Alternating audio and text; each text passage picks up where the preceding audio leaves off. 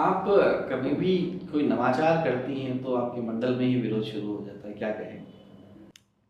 विरोध की तो कोई बात नहीं है। सभी जने मेरे यहाँ पर वरिष्ठ और भाई हैं, तो वो अगर विरोध नहीं करते, वो मुझे छोटी छोटी गलतियों के लिए भी बताते ताकि मैं आगे जाके वो गलतियाँ नहीं करूँ, तो वो विरोध नहीं कहलाएगा। वो मेरे लिए ये जानकारी की बात है कि मुझे अगली बार उन गलतियों को भी सुधार के आगे काम करना है। दावेदारी के पीछे की योजनाएं क्या है? दावेदारी के पीछे की योजनाएं, विज़न बहुत बड़ा है कि हमें उदयपुर को आगे ले जाना है। चाहे मैं आऊँ या कोई भी आए, हमें उदयपुर का सिर्फ और सिर्फ विकास करना है। आज मैं मानती हूँ कि उदयपुर में विकास की बहुत संभावना है, तो हमें उसका बहुत सारा विस्तार करना है। सबसे पहले एलिवेटेड रोडों का काम करना है, क्योंकि वो आज की ज़रूरत है। ट्रैफिक व्यवस्था हमारे यहाँ बहुत ज़्यादा बिगड़ी हुई है, तो उसके लिए हमें एलिवेटेड रोडों का सहारा लेना पड़ेगा।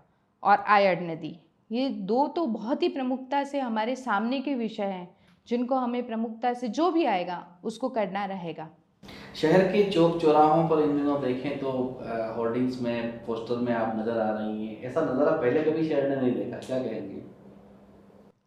ऐसा नज़ारा नहीं देखा तो हमारे पास में लीडरशिप के लिए व्यक्ति था, और वो आज उनका कोई मुकाबला आज भी नहीं है। जो काम उनके थे और जो सपने उनके थे, वो वास्तव में बहुत बेहतरीन है। आज जो स्मार्ट सिटी भी देख रहे हैं ना, वो उन्हीं की वजह से है। तो ऐसा कभी था ही नहीं, और किसी ने ऐसा सोचा भी नहीं था कि ये जगह ऐसे जाएगी। लेकिन वो जगह आज भी उन्हीं की कहलाएगी, आने वाले टाइम में भी उन्हीं की कहलाएगी। और रही बात मेरे बैनर पोस्टर की, तो मैं सोचती हूँ कि मेरे वार्ड में मुझे सभी जने जानते हैं, जनता मुझे जाने, जनता मुझे पहचाने। उस वजह से मैंने ये पोस्टर लगा रखे हैं, ताकि जनता के ध्यान में रहे कि युवा शक्ति है, पढ़ी लिखी है, काम कर सकती हूँ। तो उसी को सोच में रखते हुए मैंने अपने बैनर लगा रखे हैं। आपने अपनी एजुकेशन और जनता की मदद के हिसाब से दावेदारी की है, और अब चूंकि गुलाब जी सक्रिय राजनीति में नहीं है, अगर आप नहीं तो कौन, किन्हें आप और पसंद करती हैं? हम एक संगठन है, संगठन में जिसको भी टिकट मिलेगा, जो भी मिलेगा, वो हमारे लिए सिरमौर होगा, और हम उसके साथ में तन मन धन के साथ लग जाएंगे और उसे भारी मतों से विजय बनाएंगे। आप महिला हैं और आप जिस इलाके से आती हैं, वहाँ पर जो तबका रहता है, मध्यम वर्गीय तबका रहता है, वहाँ पे लघु उद्योगों की काफ़ी कमी है, और दिन भर भी मेहनत करने के बाद में वो रोजगार की राशि उन्हें नहीं मिल पाती जो जिसकी वो हकदार है। आप निगम में भी हैं, इतने सारे सामुदायिक भवन वगैरह सब खुले हैं, तो क्यों नहीं ऐसा स्वरोजगार मिल पाए? तो इस पे कभी आपने कोशिश की, या फिर आपका विजन क्या है? मैं पिछले 2 साल से इस पे काम कर रही हूँ, क्योंकि मैंने बहुत नज़दीकी से उन महिलाओं को देखा है। वो महिलाएं मेरे पास में बहुत सारा अपना बायोडाटा भी रख के गई हैं, क्योंकि चूँकि आज के टाइम में सब व्यस्त रहना चाहते हैं। 10 से 4 का समय वो रहता है, अनबुनन सभी महिलाएं फ्री होती हैं। जब मैं वार्ड में निकलती हूँ इस समय में, तब मैंने उनको देखा है कि वो इमली की गोलियाँ बांधती है, या सीजनेबल होता है तो मटर छीलती है, लीलवे छीलती है।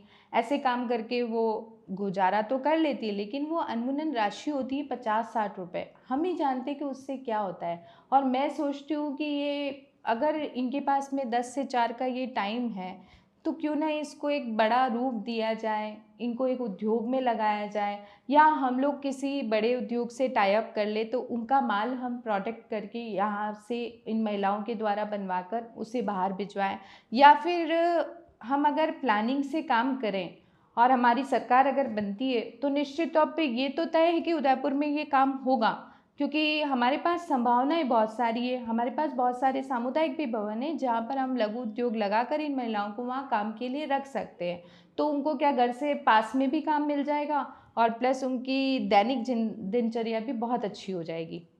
तो मेरा मानना है कि उदयपुर में संभावनाओं को और महिलाओं को कार्य शक्ति देखते हुए, आज कितनी महिलाएं जो सब्जी बेचने का काम करती है, आप जानते हैं कि जितनी सब्जी बेचती है ना, उसमें 70% तो महिलाएं सब्जी बेचती है, 30% पुरुषों का रेशा है जो सब्जी बेचते हैं।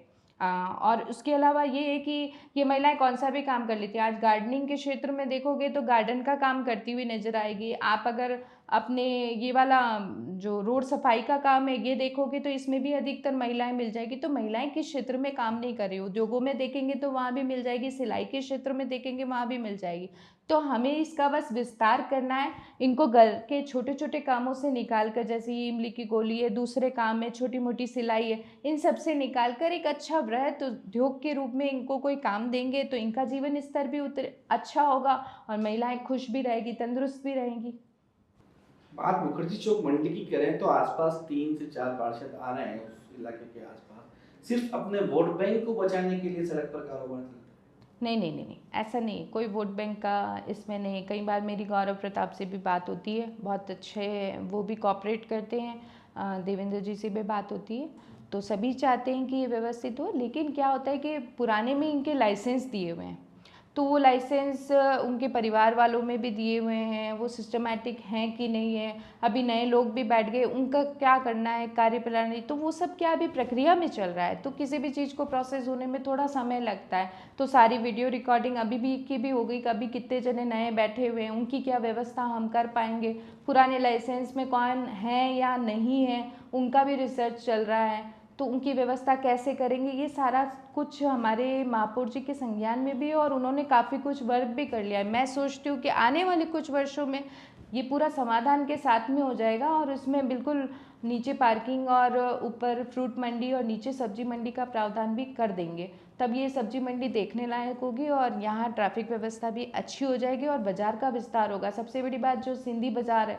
उसका भी विस्तार हो जाएगा कि जब यहाँ आपको पार्किंग मिल जाएगी तो बाज़ार जीवंत हो जाएगा। तो आने वाले कुछ सालों में मेरा मानना है 100% इसका कुछ ना कुछ सॉल्यूशन निकल जाएगा।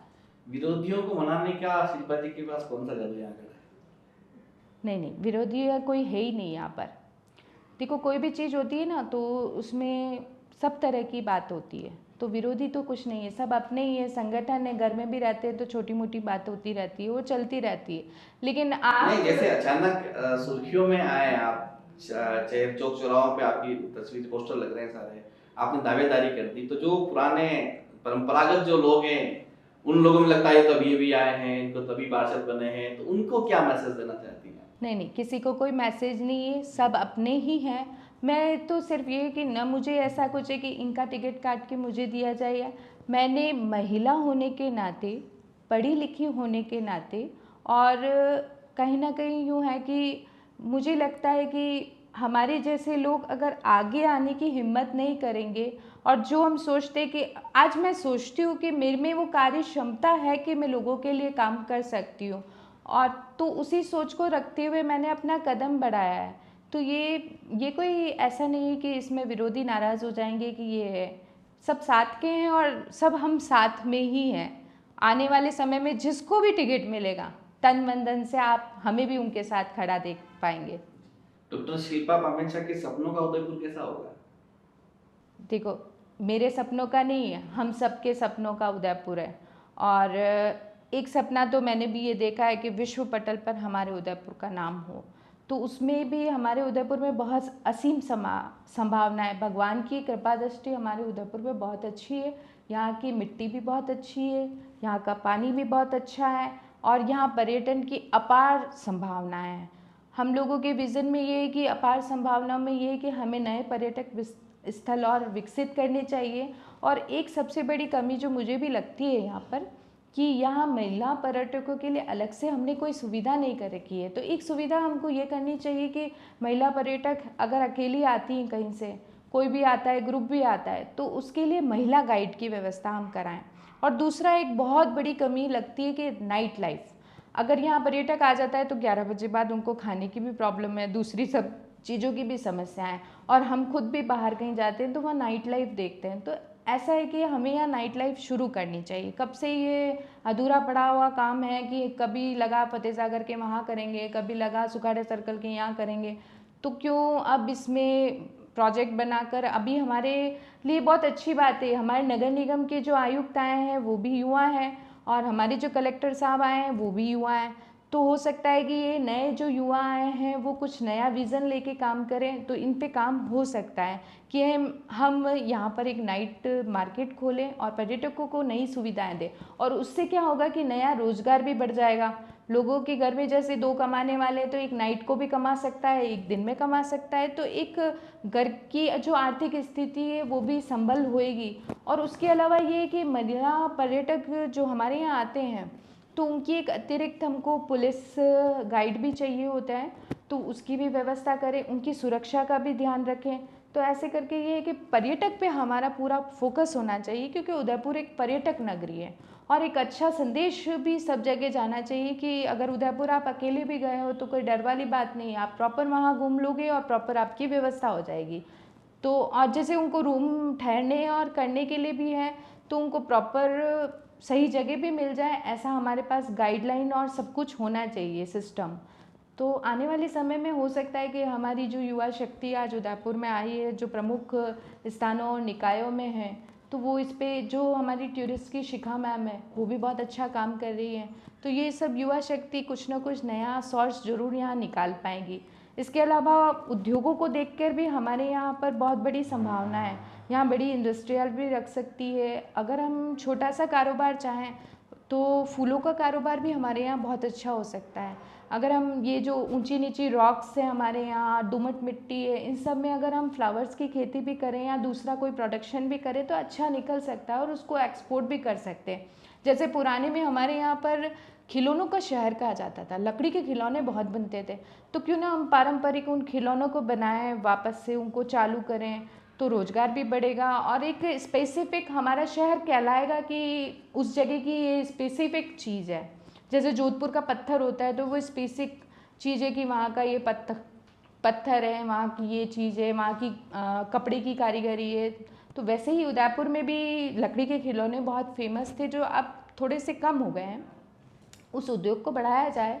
और भी कई संभावनाएं, उद्योगों की अनंत संभावनाएं। मैं ये जो इन्वायरमेंट हमारे उदयपुर का है बहुत अच्छा है, तो उस इन्वायरमेंट में बहुत सारी संभावनाएं कि हम यहाँ बहुत सारा काम कर सकते हैं। यहाँ देवी देवताओं के बहुत मंदिर भी हैं, सब कुछ है। यहाँ जो दिन भर चढ़ावा होता है, फूल और पत्तियाँ चढ़ती है, तो उनको लेकर भी हम प्लांटेशन कर सकते हैं कि वो सारा मटेरियल दिन भर में गाड़ियों में इकट्ठा हो जाए शाम को, और एक जगह प्लान आउट करके हम वहाँ पर अगरबत्ती निर्माण कर सकते हैं, इसकी खाद भी बना सकते हैं। और इतना सारा हमारे जैसे दिन भर हम कहते हैं ना, गाय घूम रही है सड़कों पे, ये हो रहा है, इतना सारा वो हो रहा है, तो आप उनका वापस मलमूत्र भी इकट्ठा करके उससे बहुत सारा प्रोडक्शन कर सकते हैं। आजकल तो इनका पेंट भी बनता है कि गोबर का पेंट बना दिया हमने, गोबर के बहुत सारे प्रोडक्ट बना दिए, अगरबत्ती बना लिए, तो हम ऐसा प्लांटेशन भी कर सकते हैं। तो ऐसा ज़रूरी नहीं कि हमको बहुत सारी चीज़ों के लिए ढूंढना पड़े, बाहर से लाना पड़े। हमारे यहीं बहुत सारी चीज़ें, संभावनाएं हैं, हम उन पे काम कर सकते हैं। बस एक दृढ़ इच्छा शक्ति वाला व्यक्ति चाहिए